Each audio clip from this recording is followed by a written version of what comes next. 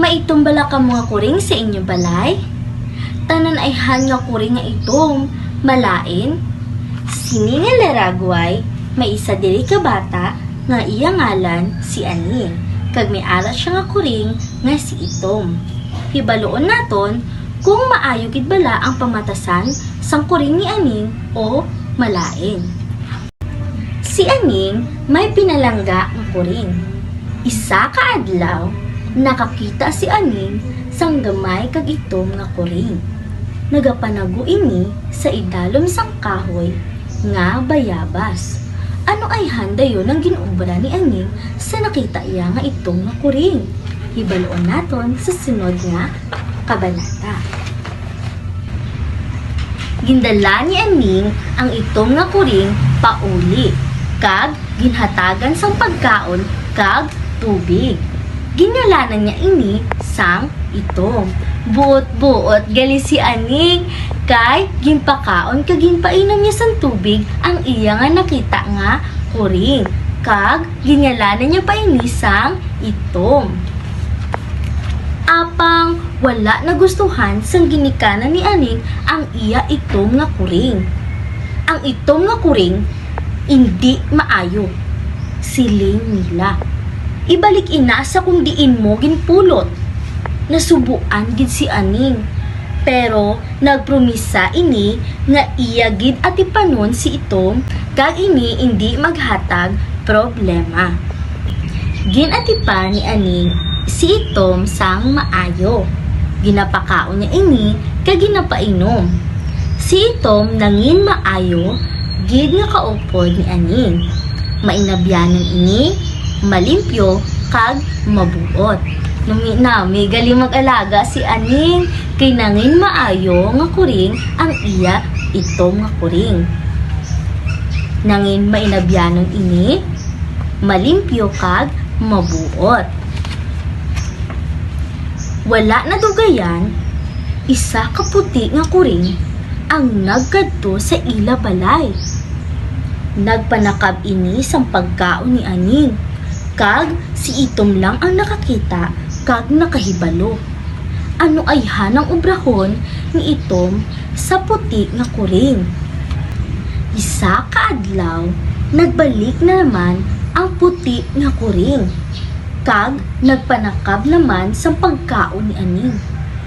Hasta nga nakig-away na lang si itom sa puti nga kuring. Hasta nga nagkalahulog ang mga pagkaon halin sa lamesa. Ano ay han ang matabo sa puti kag itom nga kuring pag-abot ni Aning. Sang nag-abot na si Aning, nakita niya si itom nga ara sa dalom sang lamesa. Upod ang mga pagkaon nga nagkalahulog. Nangakig si Aning. Hala, nangakig na si Aning kay itom nga kuring. Kay abi niya, si itom ang may sala nga nagkalahulog ang mga pagkaon sa lamesa. Mabalaan niya ay han niya si puti nga kuring ang nakahulog sini, hibaloon naton. Sang masunod nga adlaw, nagbalik naman ang puti nga kuring. Kag nakita ini ni Aning nga ginatakab ang iya pagkaon sa lamesa. Kag nahibaluan niya nga ginaprotektahan lang ni itom ang ila pagkaon. Sa dire, nabalaan na ni Aning nga hindi gali si itom ang gapanakab sang iya pagkaon sa lamesa, kundi ang puti nga kuring ang gapanakab. Ano ay handa yon ang himuon ni Aning? Tungod sini, nalipay gid si Aning. Nalipay siya kay hindi si itom ang gapanakab sang ila nga pagkaon. Nakita niya nga si Itom hindi lang isa ka ordinaryo nga kuring. Isa ini ka maayo nga alaga. Tungod sa natabo, nangayo si aning pasensya kay Itom. Kag nagpromisa nga hindi na maliwat nga magpangakig ini sa iya. Sa wala na hibaluan nga rason. Nangayo na digali sang pasensya si aning kay Itom. Kag nagpromisa siya nga hindi na maliwat nga mangakig siya kay Itom sa wala nga rason.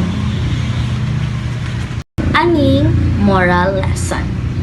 Showing love and compassion even to animals that seems unappealing can lead to great rewards. Caring for animals teaches us responsibility and kindness. Do not judge a person or an animals based on appearance. Honesty and trust are indeed vital qualities. Thank you. Bye. Mwah.